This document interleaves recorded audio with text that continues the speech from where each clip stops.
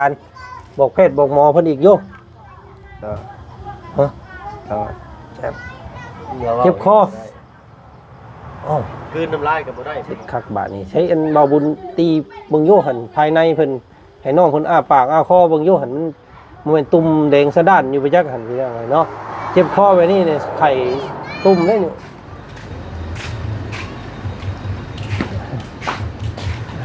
เลยสบายดีอันพาน้องเพิ่นมาเพิ่นเจ็บคอเป็นไข้นั่งรอกันเนาะโอ้ยคนตัวใหญ่ยากเข็มไปเนาะปุ๊บชิบเลยพี่เด็กเลยเนาะใหญ่แต่กายชื่อนี่สำเร็จบุอะไรเนาะอาบังตาฮะเอาแบบเอาเงยขึ้นปากอ๋อคลีนนี่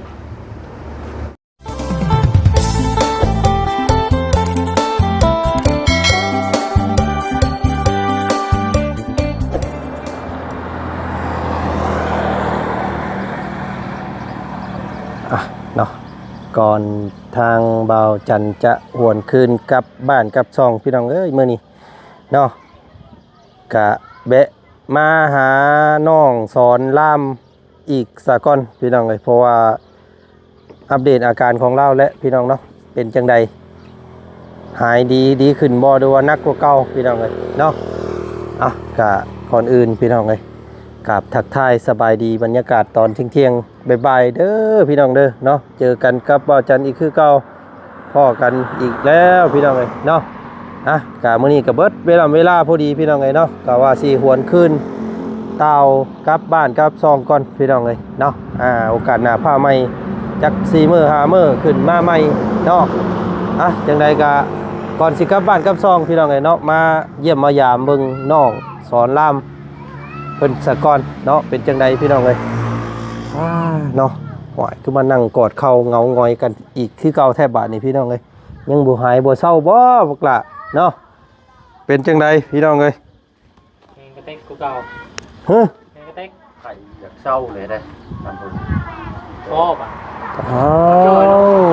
พี่น้องเอ้ยเนาะกระดูกเนาะ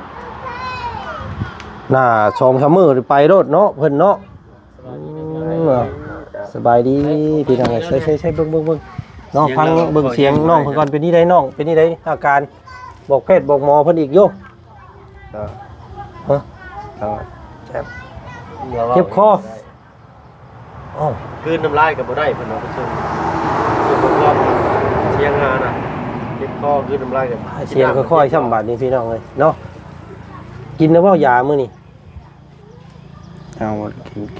แต่เช้าพี่น้องเสร็จคักบาดนี้ใช้อันเบาบุญตีเบิ่งโยหันภายในเพิ่นให้น้องเพิ่นอ้าปากอ้าคอเบิ่งโยหันมันเป็นตุ่มแดงสะด้านอยู่ไปจักหันพี่น้องเนาะเจ็บคอไว้นี่เนี่ยไข่ตุ่มได้นี่โอ้ยแดงจริงคือเพิ่นเนาะแดงจริงคือตายคักบาดนี้พี่น้องคอเสียบแล้ว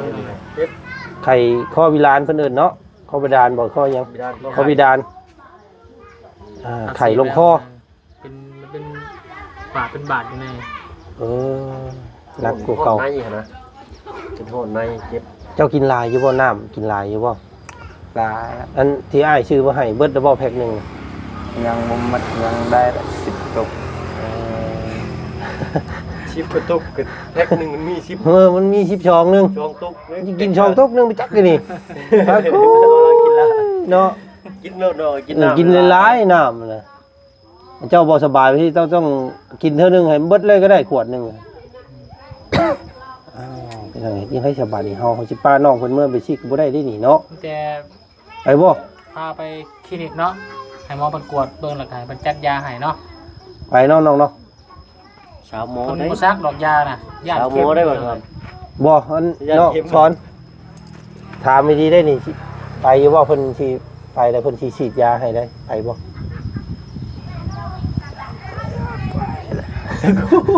เที่ยงแล้วเคยซักอยู่บ่ยาเคยซักอยู่บ่ไปเรียนก็เคยซักอยู่แต่ย่านเข็มบ่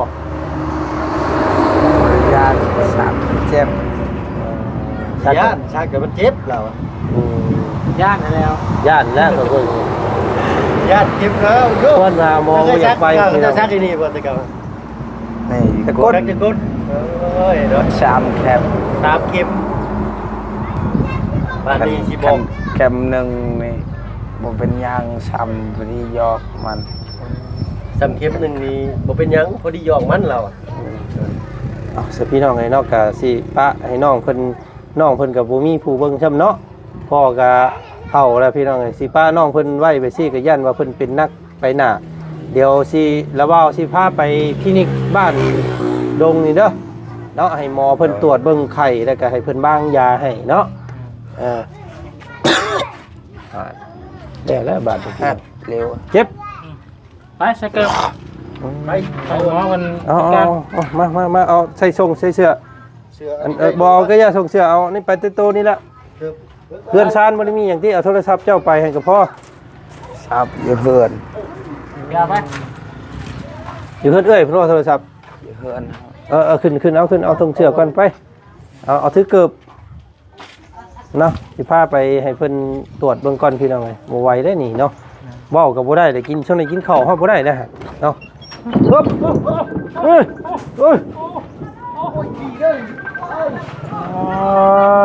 ผ้ากะลั่นบาดนี่พี่น้องเอ้ยโอ้เฮ้ยมึงย่านได้ค่อยผ้าเริ่มแห้งได้ยามนี่พี่น้องเอ้ย ชาวบ้านยังไว้กันมันจะมาใกล้กันได้บอกกันเด้องานทางบ่อช้อนเพิ่นจะแบบนี้เนาะ ปกติเราจะไปขึ้นกล้วยมื้อนี้เราหยุด2 มื้อ ได้ช่องแทน 2 มื้อแล้วเราบ่ได้ไปนี่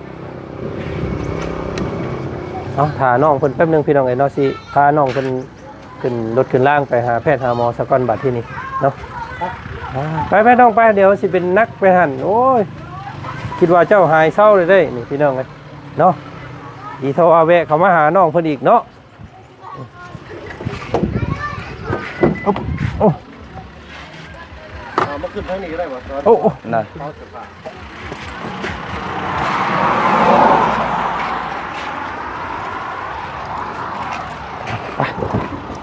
ขึ้นน้องขึ้น เอาไปให้น้อง นั่งนั่นแหละนั่ง2 คนก็บ่าวพึ่งได้อยู่หรอกเพราะว่าเสื้อผ้ามันก็เต็มยะอยู่พี่น้องเอ้ย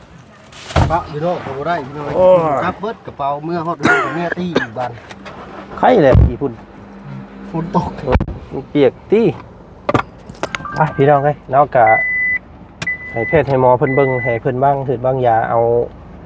สักคือจักยาให้น้องเพิ่นแต่ก่อนสิกลับบ้านนะพี่น้องเนาะมันพาไว้ไปสิก็อันตรายได้นี่พี่น้องอยู่ผู้เดียวซ้ำน้องเพิ่นก็ได้ เบี้ยโอเคจับกล่อง น้องเด้อบ่ต้องเก่งเด้อบ างเทื่อเพิ่นก็ตรวจเบิ่งก็เพิ่นบ่ซักก็มีเนาะ เพิ่นเอาน่าจะจัดยาให้ซึ่งเพราะว่า บางเทื่อยาให้ ว่าไข่บ่ขึ้นนักเนาะ ไข่ดีแล้วเจ็บคอนกลืน ไข่ลง น้ำลาย คอ คือน้ำลายก็บ่ได้เนาะ คอวิลานเพิ่นเอิ้นเนาะมันต้องอุ้ยผ้าเดิมพี่น้องเอ้ยอันตรายนี่ผ้าฝนยามนี่พี่น้องเอ้ย แม่นี่นะปึ๊บ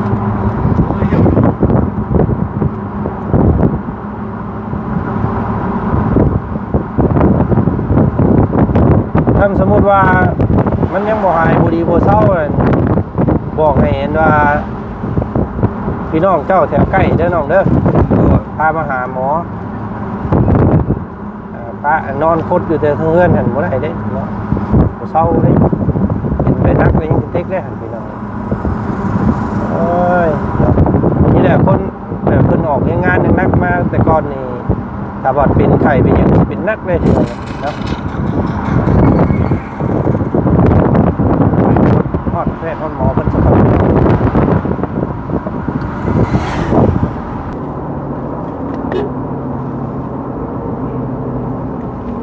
พี่น้องไงเท่ากับถือว่าตอนนี้มาฮอดตลาดบ้านดงเรียบร้อยพี่น้องไงมันสิมีคลินิกอยู่เนาะเฮาไปคลินิกบ้านเอาเนาะบ่ไปก็อย่าคลินิกเวียดเนาะคลินิกเวียดเพิ่นจะใส่ยาแต่มันใช้เวลาอะไรตัวนั้นเนาะโธ่ใส่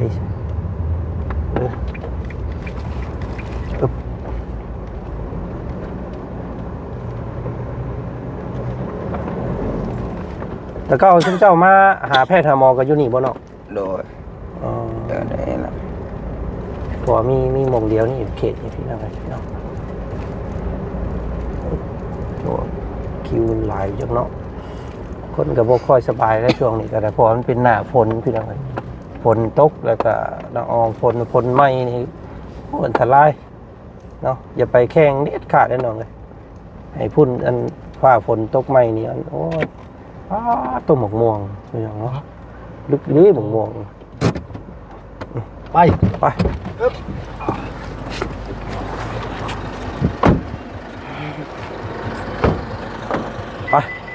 แล้วย่างได้บ่ไปเอามาหาหมอเพิ่นให้หมอเพิ่นวัดเบิ่งไข้เบิ่งหยังนำมา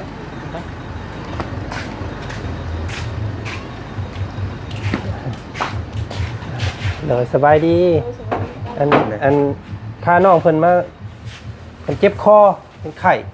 โอ้ นั่งรอก่อนนั่งแป๊บนึง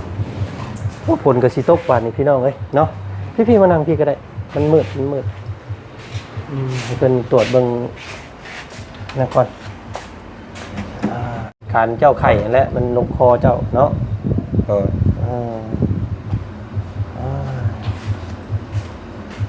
จะเป็นจักมือ ซองบ่ 2 มื้อนี้นะ มื้อฝนตกนี่นะน้องเพิ่นอาจสิอาบน้ำตากฝนแน่มื้อนั้นตำเบิ่ง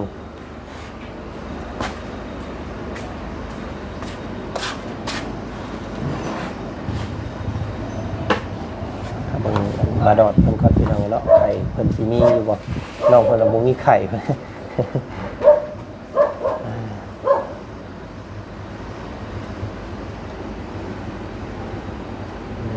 จดรายละเอียดก่อนพี่น้องเฮาก็มีเวลาอยู่น้ำน้องเพิ่นนี่ก็สิบ่ดนเนาะเพราะว่าจากประมาณบ่าย2บ่าย3นี่พวกเฮาก็ว่าสิเดินทางครับแหละเพราะว่าเฮาก็อยากเมื่อตะเวนเนี่ยพอได้ของพักของนอน สอน ชื่อสอน บ้านไหนนะ บ้านสะแลว โอ้แสดง ได้ จักปีไหน 18บ่ โดย 8 18ปีเพิ่น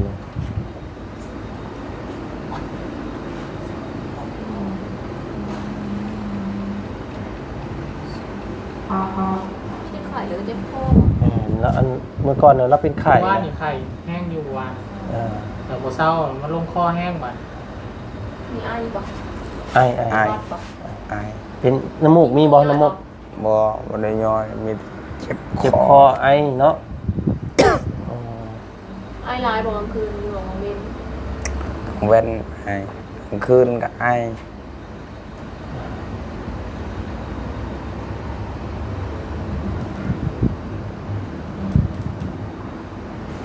เมื่อคืนได้นอนอยู่เมื่อคืน นอนอยู่บ่ตอนคืน นอนน่ะไอก็บ่ได้นอนอีก ไปหูเมื่อเรื่อยๆนะเนาะ ช่วงอากาศเย็นๆตอนเลิกๆนี่มันร้อนอยู่ดังพอเจ้าไปใช้ซัมเมอร์นี่ ไปให้แล้วไปแต่4 โมงเย็น เขาให้นะทางทุกพ่อเพิ่นก็ได้ไปแล้วเนาะมีแต่น้องเพิ่นนอนคดอยู่เทิงเฮือนผู้เดียว เอิ้นเอาบ่สอนก็บ่เห็นเมื่อกี้นี่เพิ่นชะมอชะมีเนาะก็ย่างลงมาเพราะว่าหนักกว่าเก่า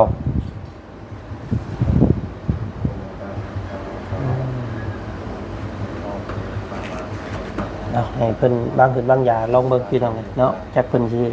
สักจุกบ่หรือว่าจังใดก็ น้ำหนักเมื่อ บ่เบิ่งอยู่เนาะติดน้ำหนักมึงอยู่จักกิโลเลยเจ้าขึ้นเลยปุ๊บใช่ 61โล นั่งอยู่ได้ใช่เลย โอ้เพิ่นเช็ดบาทนี่ ลงแล้ว ลงบ่ตะกี้เท่าไหร่ 65 อ๋อ โอ้ลง4 โล โอ้น้ำหนักลดนี่ครับพี่น้องเพราะว่าเห็นหน้าเพิ่นโวบๆเนาะเป็น2มื้อน้ำหนักลงเลย 37บ่ได้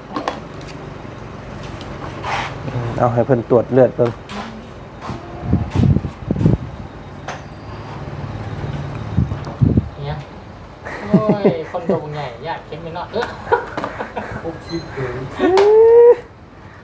พี่เด้อเอ้ยเนาะใหญ่แต่กายชื่ออันนี้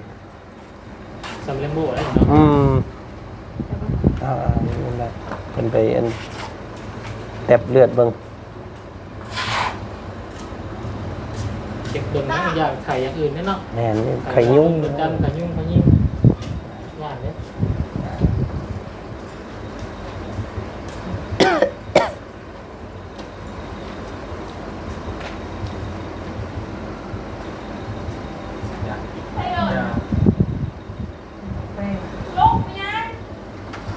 รอผลกวดเลือดเพิ่นน้อยหนึงพี่ทำไงให้แพทย์หมอเพิ่นมาวิจัยเบิ่งก่อนว่าเพิ่นเป็นหยังแน่เนาะครับ อาบัง ครับ ตาฮะ เอาแบบเอาเงยขึ้นอ้าปากอ๋อคลีนนี่คอแดงสมข่อยให้เมื่อกี้นี่ธรรมดานี่เพิ่นเอาแนวแย่น้ำได้น้องเลย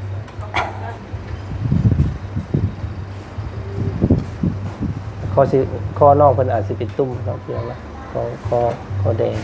เพราะว่าน้องเพิ่นเจ็บคออื่นน้ำลายก็บ่ได้แล้ว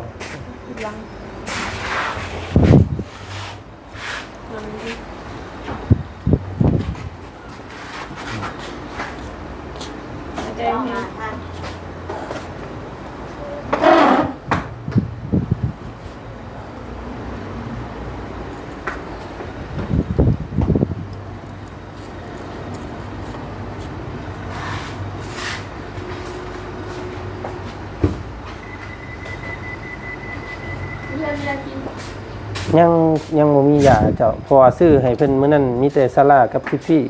ซื้อๆนะ คนอักเสบคอเด้อ โอ้ จะไม่ได้กินยาต่อเนื่อง โดย ตัวไข่บุ้ง โอ้ไข่บ่มีโดยบ่ได้ซักยาซักหยังบ่ แล้วมันไม่ได้ทราบ โอ้รอดไปแสบลง ยิ้มเป้ยเลยย่านยาย่านเข็มยาโอ้ยว่าบ่ได้ซักยิ้มเป้ยพี่น้องเอ้ยเอายามากินเอาเพิ่นว่าเนาะไข่บ่มีน้องเพิ่นก็สัมผัสนำตัวเองได้อยู่ว่าไข่นี่บ่มีแล้วอะแต่ว่าเจ็บคอเนาะ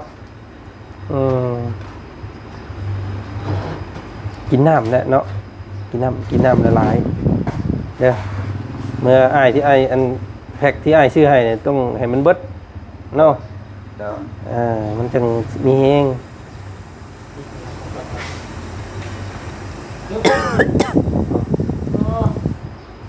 หอดเสร็จ 70อ๋อแม่นบ่มันอ่อนจักจริง ตอนนี้60ติดเนี่ย พอ 70เครื่องเอาไว้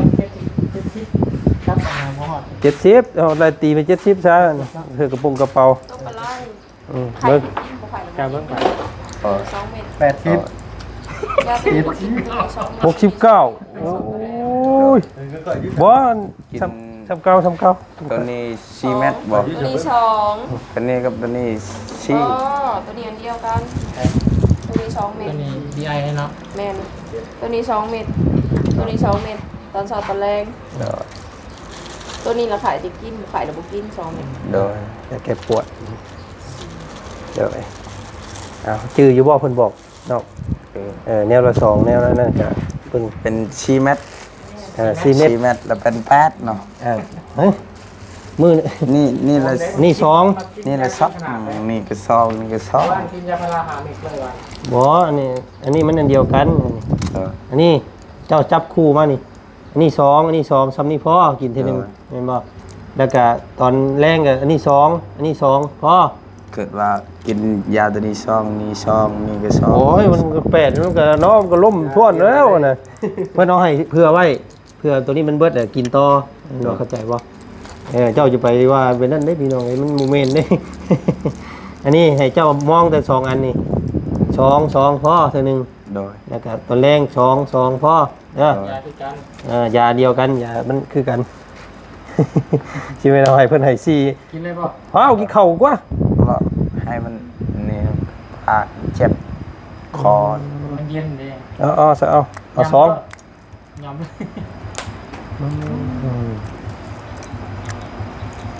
ก็มีข้าวยังยำไหมมีข้าว มันมีน้ำให้เราซับมาดิ เด้นะ แล้วอันนี้น้ำมา เป็นไรแซ่บป่ะ แจ๊ะ ยากินได้เลยสักยาบ่ได้ สัญญาไม่ได้โอ้ยจะซ้ำน้ำปักก่อนแน่นอนเลย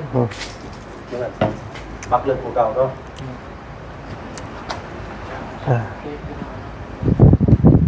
เป็นไรค่าเสียหายก่อนบัตรพี่น้อง ขายยาวตัวพอดี75,000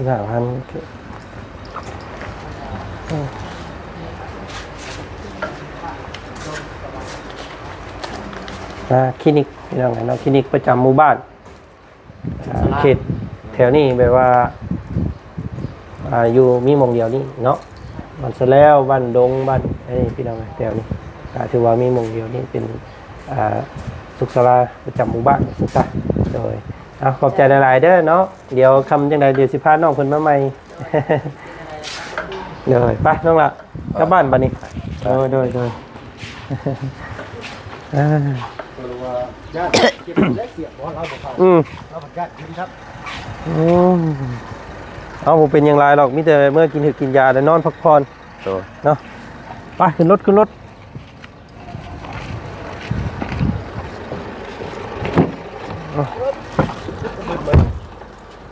ก็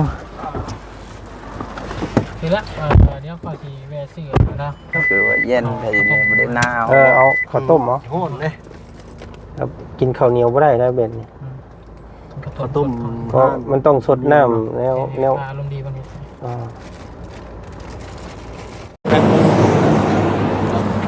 ถั่วลงมาเด้อ เอาปลาตัดด้วย เอาเดี๋ยวจังตัดตัวนั้นนะเดี๋ยวมาพี่ก่อนเดี๋ยวไอ้สิบอกรายละเอียดกินถือกินยาให้มันคักก่อนเนาะกินหลายมันโอ้ยพี่น้องเอ้ยช็อกเลยเนาะยาแพงนึงสิเบิดแต่พิษกินเห็นว่ามันบ่คมก็ได้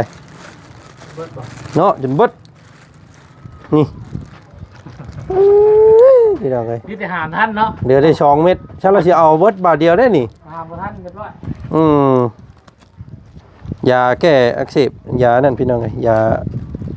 ดีเจ็บคอเนาะยาแก้ไอ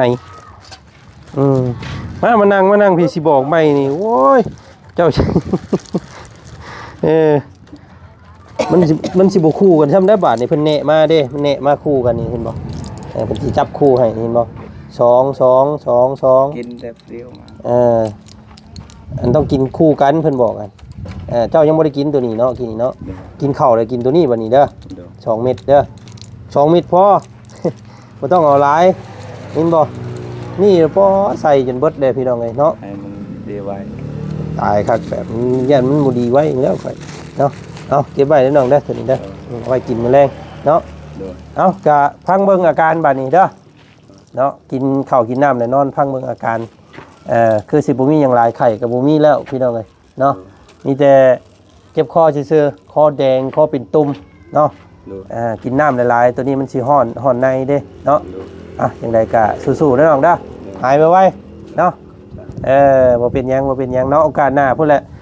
พวกอ้ายสิขอตัวกลับก่อนมื้อนี้มื้อพุ่นแหละพี่น้องเอ้ยอีกจัก 3-4 มื้อสิขึ้นมาใหม่เด้อเนาะในยามนี้ก็รักษาตัวก็เฮ็ดเวียกงานเจ้าปกตินั่นแหละเนาะเอาพี่น้องเอ้ยมื้อป้าก่อนบัดนี้เด้อเนาะเอาขอบใจป้าลุงเนี่ยที่ให้กำลังใจ ขอบใจเด้อป้าลุง ขอให้ ห้องบาบุญเด้อ สุขดีเด้อขอให้เทวดาเบิ่งแยง โดย ขอบใจละลายป้าลุง โดยเอาพี่น้องไงเนาะเอามีหมู่เจ้าคนแล้วโทรศัพท์หลายอยู่บ่เพิ่นทักมาหามันยังอยู่บ่ ลาย โอ้นั่นแหละสัพี่น้องไงเนาะรักษาเอาเพิ่นซื้อให้แล้วก็เป็นของเฮาแล้วก็ทำให้เอาได้เนาะมันสิอยู่นำเฮาดนๆเด้อยามฟ้ายามฝนตกก็เอาถุงยางห่อไว้ซะก่อนเนาะไปตามโคกตามถนนผ้าเกี้ยวอันตรายมอดไว้เด้อเห็นบ่เจ้าไปเฮ็ดเวียกอยู่สวนอยู่ให้มืดผ้ามืดฝนมาสิปิดไว้เลยเนาะมันเป็นกระแสไฟมันอันตรายเนาะยันผ้าเกี้ยวผ้าโอ้ยอันตรายเลยพี่น้องเอ้ยเนาะเครื่องทันสมัยนี่ก็เฮาใช้บ่เป็นประโยชน์ก็อันตรายต่อเฮาเนาะน้องเนาะเอ้าพี่น้องเอ้ยพอกันไหมมื้อหน้าเนาะสบายดี ไปพี่น้องเอ้ยสำหรับคลิปนี้ทางวัดจันทร์ก็ขอตัวล่ำลาเพียงสำนี้ก่อนเนาะพอกันใหม่เด้อพากันเดินทางพุ่นแหละครับก่อนบาดที่นี่พี่น้องเอ้ยแวะหาทางน้อง ปลาอีกก่อนเพราะว่ามีทางเอื้อยเพิ่นผากเข้ามาให้เนาะหลายคู่หลายคนก็ว่าโอ้ยอยากเห็นน้องปลาอีกโยว่าซั่นเอ้าเดี๋ยวสิพาพี่พ่อน้องไปชมคลิปหน้าแล้วกันเนาะคลิปนี้สบายดีไปพี่น้อง